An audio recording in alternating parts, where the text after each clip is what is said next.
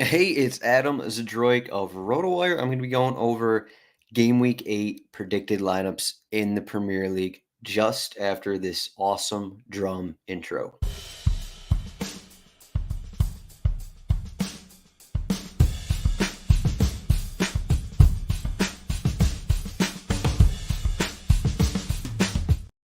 All right, here we go. Game Week 8 in the Premier League, rotowire.com/soccer trial.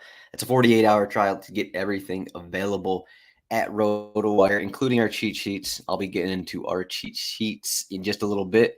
Our FPL cheat sheet specifically, saying that too many times here.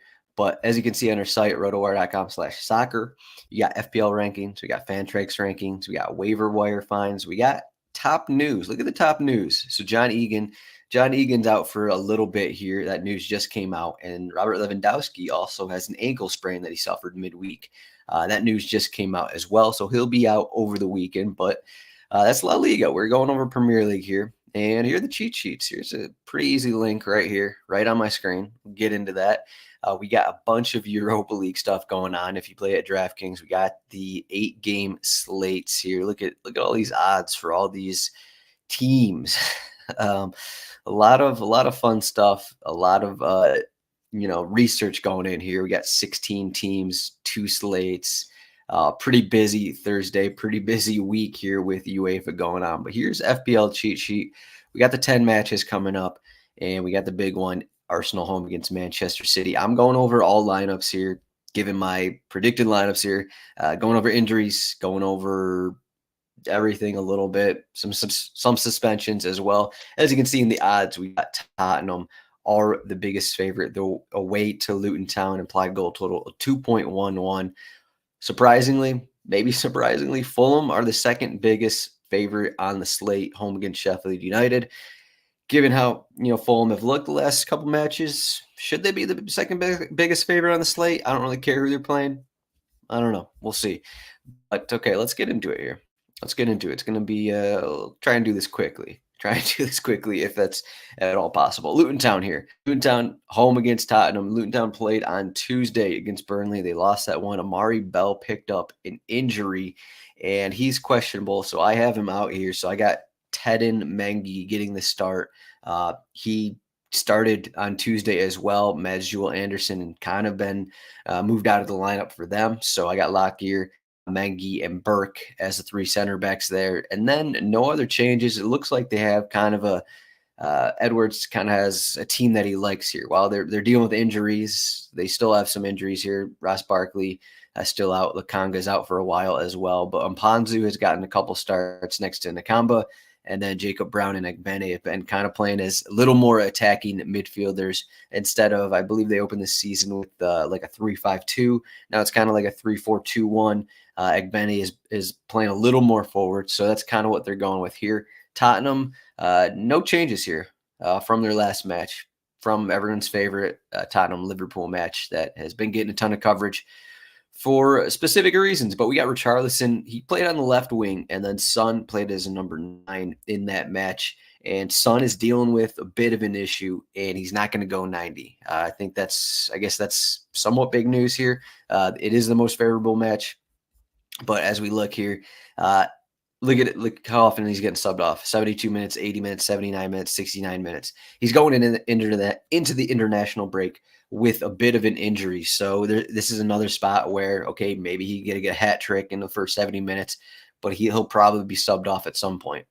That said, Manor Solomon is out, Brendan Johnson's out, so they will have to do something else. Postacoglu will have to do something else. They have plenty of bodies on the bench, so he can figure it out to give Son some rested minutes. Fulham, I have no changes here. We still don't have a full update here on what's going on with Kenny Tete, but we got Robinson and Castagna as the fullbacks, and then pretty much this is what they've been doing. Harry Wilson, maybe we could see an Alex Iwobi start. I guess that is in range. He's been coming on and getting a decent amount of minutes, so he could play in the midfield. He could play in that front 3 or maybe a 4-2-3-1 again. But I'm not sure Marco Silva has found what he wants to find here in the attack. I do think that there is now, early in the season, I was set on Vinicius starting over Jimenez.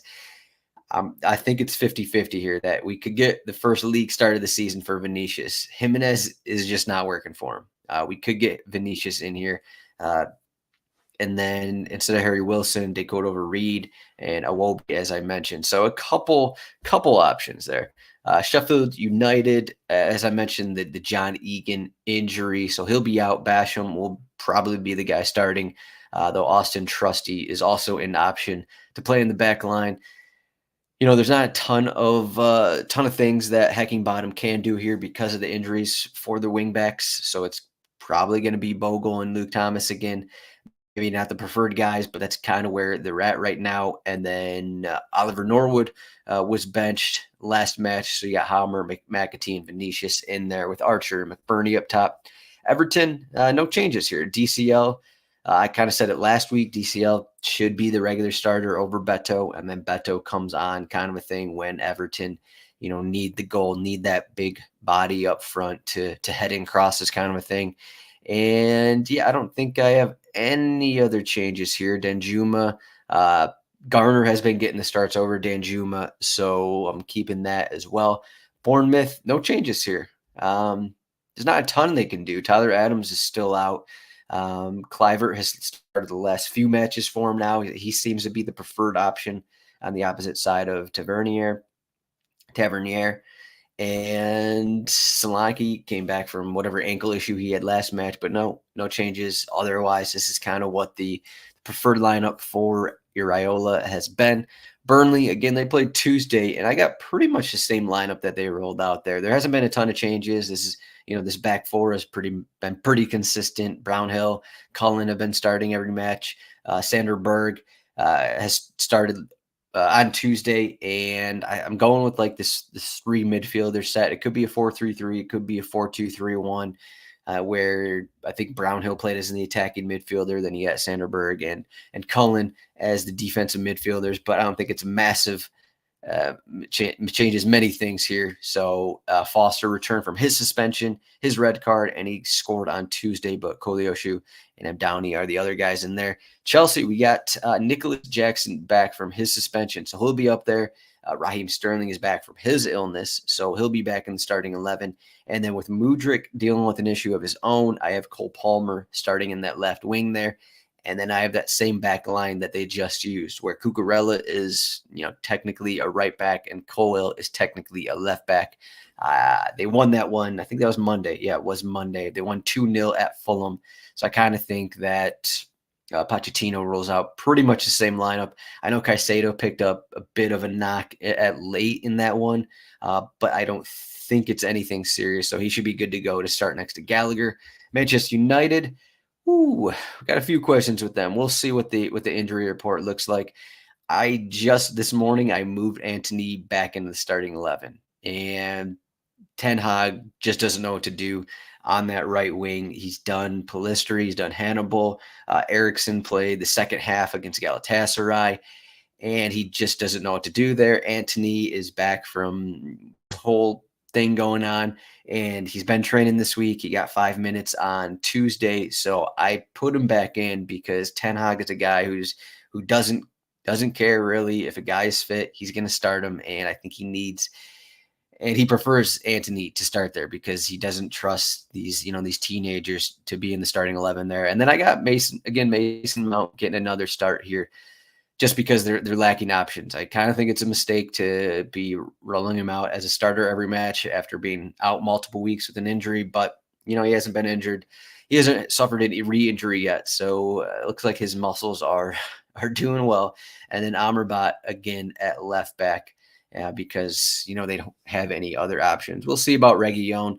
I guess we could see that maybe Reguilon returns to training Friday, and then maybe that would allow Amrabat to move into the midfield, and maybe you give Mount a bit of a rest from starting, kind of thing. So that's in range.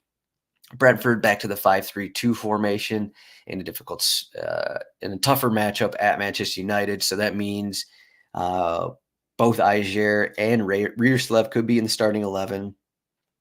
I think eventually this will be the preferred formation given injuries. for Thomas Frank. So yeah, Ajer as a center back, and then Reerslev as the right wing back there, and then that removes Keen Lewis Potter from the starting 11. So Johan Visha and Brian Mbomo starting up front. Crystal Palace have, despite not playing midweek, they may be in the most dire situation in terms of injuries. And I really didn't know what to do with their lineup because they have a very minimal bench and they're out a lot of guys here. So Edward, I don't think he's going to be back. Eberechi Easy is the big news. He picked up an injury and he's going to be out. So you got Jefferson Lerma out, you got Elise out, you got Eze out, you got Edward probably out. So you got four starters, regular starters usually out, including your three of your best attacking players. Uh, we'll see what Ferguson. We'll see what. Sorry, not Ferguson. We'll see what Hodgson does here, and this is just going to be, I think, every match. They won 1-0 at Manchester United last week, and I think every match for Crystal Palace is just going to be, patented Roy Hodgson. It's going to be super ugly. There's not going to be a ton of stuff that happens. One of these teams is going to win 1-0. It's going to be under 2.5 goals all of these games because I don't see a way in which it's not. So yeah, I moved in. Getting to this, I moved in Riedewald in the midfield because they don't really have someone else. The last time Raksaki started, I believe he started in their cup match last week, but he only went 45 minutes. So clearly Hodgson isn't comfortable with Raksaki in the starting 11. So I went to a 4-3-3. They've been using a 4-2-3-1 this season. I went to a 4-3-3 with Hughes, Riedewald, and Decore in the midfield. And then you have Schlupp in the front three with Ayew and Mateta. Man, I really like their back line. Gahey, Anderson, Mitchell, but his front six, his front three really leaves a lot to be desired. And now they're playing Nottingham Forest, who they're on kind of their last left back here in Harry Tafalo because of the injury to Eola Aina. And then Nico Williams hasn't even been making the squad. So you got that there. I guess Nico Williams, I don't think he's injured. So I think he could actually technically move in, but I don't think that Steve Cooper actually likes him. So Tafalo came off the bench last match. And then this young Brazilian actually started last match, Murillo. So we could see someone else back there in the back line. I got the 4-2-3-1 just because of the matchup. And I have Morgan Gibbs-White back in the starting 11. He actually did not start last match. Nicholas Dominguez started, maybe picked up an issue, but I think he's fine. But overall, I don't know what happened there. Gibbs-White just got benched, and we'll see what happens. So I got Hudson-Odoi, Gibbs-White, and Alanga again up there with Onwani. Should be an ugly match. Should be, I don't know if I want to say interesting. There's probably going to be a max of, 15 shots in this match. So we'll see what happens. Brighton home against Liverpool. This one could be a wild match. Brighton, another team. So I'm doing this Thursday, 11 a.m. Eastern. I'm doing this Thursday in the morning. And basically 20 minutes from now, we're going to get Brighton lineups. We're going to get some of these Europa League lineups. We're going to get some of these Conference League lineups. I'm doing it before then, but I don't think we're going to have massive changes here for these teams. So we do have this Stupinian injury for Brighton. So we got Lamptey in there. And there's not a ton that Brighton can do at fullback. James Milner has been injured, so he is another option. He will be another option. De Zerbi mentioned Igor could also play there. I'm not entirely sure. We'll see if that happens. And everything else is, De Zerbi likes rotating, but how much is he going to put his B squad in and get home against Liverpool? That seems like a mistake given the recent poor form. So I have kind of what's been the preferred front four here. Danny Welbeck as an attacking midfielder, though. Ansu Fati, Joao Pedro, also options to come in. Ferguson, their best number 9 here, and then March Mitoma on the wings. And then we could see something different instead of Dahoud. I don't think De Zerbi actually likes Dahoud that much next to Gilmore. They started, I can't even remember who they started. Batalba, what's his name? Carlos Baleba started last match. So we could get another Carlos Baleba start, a 19-year-old transferred from Lille this summer, I guess. So actually, right before the window, Carlos Baleba was a new signing. So we could see Baleba back in there. We'll see what their Europa League lineup looks like. Liverpool, I got Endo in there because we do have the Curtis Jones suspension, and TAA is back. We'll see on Thursday how many minutes he plays, but I don't think he's going to be, starting and going a full 90 minutes on Thursday. So I do think TAA is going to be good to go. This seems like a perfect matchup for TAA in what should be a pretty up and down match, pretty exciting match where there's expected to be goals. It's favored to have more than 3.5 goals. This has to be one of the higher implied totals, one of the higher expected totals that the Premier League has had all season. And then we have Diogo Jota is also suspended, and Cody Gakpo is injured. So the front three should be Diaz, Salah, and Nunez. Again, we'll see what the rotation looks like on Thursday. Wolverhampton, I went back. So they got the win against Manchester City, which, okay, they got that. But they used 3 center backs in there. They moved Toti Gomez in there because of the suspension to Bellegarde. Because of that suspension, O'Neill went to Toti Gomez. So this is so it's a different formation, 3-4-3, technical of what they did here. And so they got Aït-Nouri and Semedo on the wing. So I think they just run it back. I mean, you just beat Manchester City. Why don't you run back the same formation that you used? And you got Hwang Neto on the wings, and then Cunha up the middle. So I think they just use that same formation, same players that they used against Manchester City. Aston Villa have some questions. Again, another team playing Thursday. Kamara and Diaby are out Thursday. But again, with all these midweek matches, it's hard to tell how, if these are real injuries or if these are just minor knocks kind of thing. And these players are just not traveling for midweek matches because they weren't going to play anyways, kind of a thing. So I do have Diaby and Kamara still in there. If not, we would get Tielemans and maybe Dendoncker, something like that. But otherwise, this is a pretty set lineup. Emery has been kind of rolling out pretty close to the same standard starting 11 in league play. West Ham, same case for West Ham. Though something to keep an eye on. We'll see about Antonio. We should get another note on Antonio. He does have a bit of I think it was a groin injury that he's dealing with. If he trains Friday or Saturday, he'll probably be in there. I'd say it's about 50-50. We could get Ings, we could get Antonio. So something to keep an eye on. Otherwise, I guess we could technically see Benrahma back in the starting 11, and then you move Bowen to that false 9 role, something with Benrahma on the wing. That's also possible. So just keep an eye on Friday's injury report or even after Thursday's match with whatever David Moyes says about Antonio.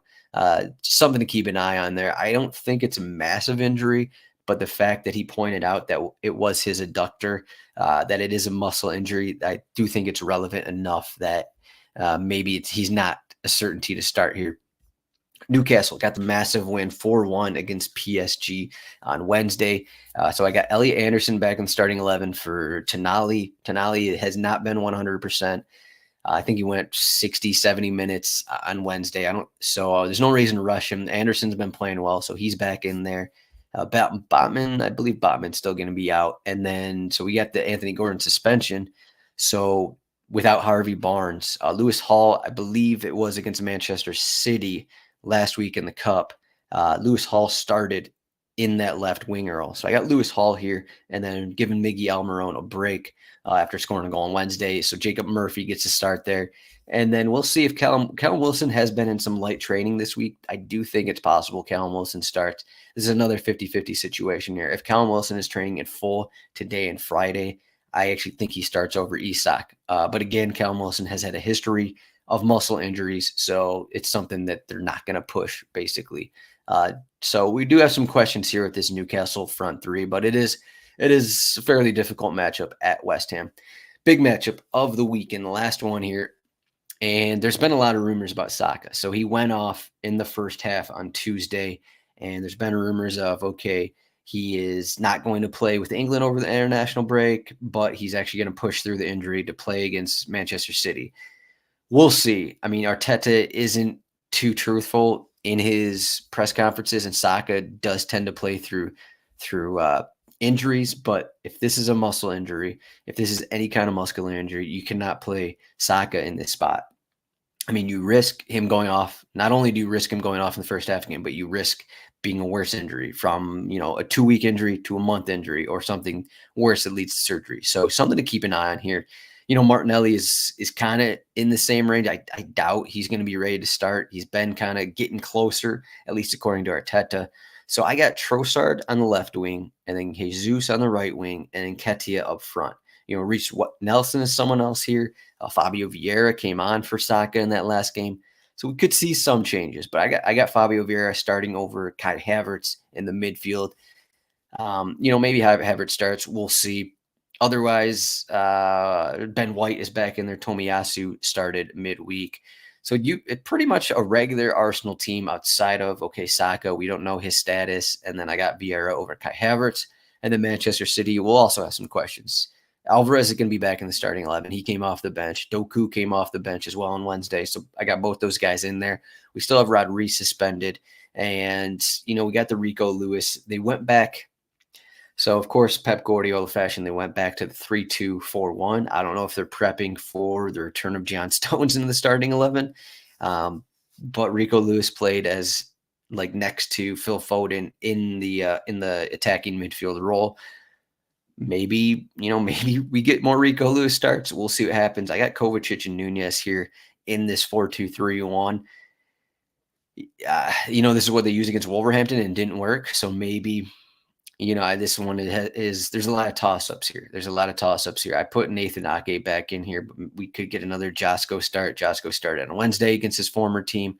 John Stones is closer. I don't think he came off the bench on Tuesday or on Wednesday, but doubt he's going to be ready to start. So we do have some questions for both these teams here. Without Rodri, there are some pretty big questions. So I do think the 3-2-4-1 is in play, but of note, Manchester City did not use the 3-2-4-1 against Arsenal last season. So I have the 4-2-3-1. I have the 4 defenders here. Maybe we don't get the Kovacic Nunez. We get Rico Lewis. We get something a little different, something to watch out for. I do think, Akanji, DS, Walker.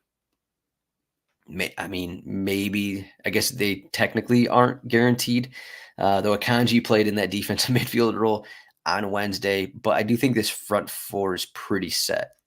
The back line is another question. So that's all I got. All right, thanks for watching these predicted lineups. Again, rotowire.com/soccer trial. It's a 48-hour trial. You get this cheat sheet, but you also get all our stats. There's always something in our stats that, people find after doing some digging that, just you didn't see before kind of thing. This team trends page is always one I like looking at. As you can see, just click into it. You can see you got minutes here. Actually, see, this isn't the one I wanted, but you can click on any of these. You could see match by match, who's scoring goals, who's getting shots. And you can see the percentage of the team, the percentage of shots for Arsenal. Look at this. Odegaard had 29% of the shots for Arsenal against Manchester United game week 4. Then he had 15. Then he had 8. Then he had 7. Interesting. Some interesting numbers. The one I was looking for was something else. Team pages. There we go. This one is very helpful. Just scrolling down here. But check it out for yourself once you get that rotowire.com/soccer trial. Again, we're busy in the Discord as well, whether we're talking DFS, if you want some bets as well. I got the betting article. We got Kits and Waiters, or Premier League betting show, which will be out later tonight on Thursday. And then we have DFS content as well. So thank you for watching this. You can find me at Zdroik on Twitter. Follow out RotoWire Soccer as well. Rotowire.com/soccer trial. See everyone next week. Or 2 weeks from now. We got the international break. Yes, international break. Take the week off.